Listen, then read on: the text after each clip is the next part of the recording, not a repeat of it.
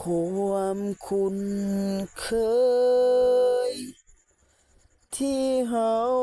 สองคนขอได้ยินให้เจ้าเป็นคนแบบนี้บ่ได้คิดว่าเจ้าจะอยู่ที่ใด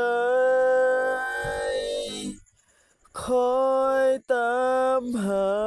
เจ้าทั้งโลกใบไม้บ่เว้าอะไรแค่ความทรงจำแค่ความทรงจำก็แค่คิดถึงเจ้าอยากอยู่กับเจ้าอยู่ข้างกา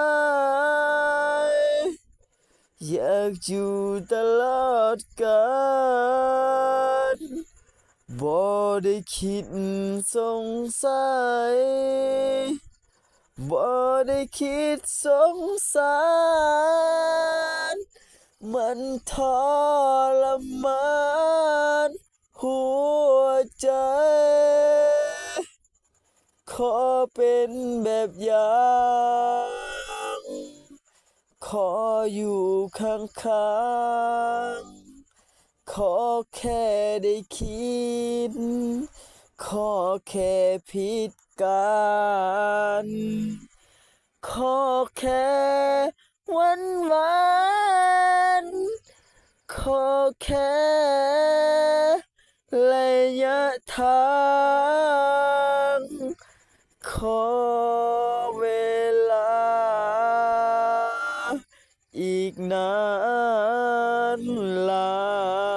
ยปี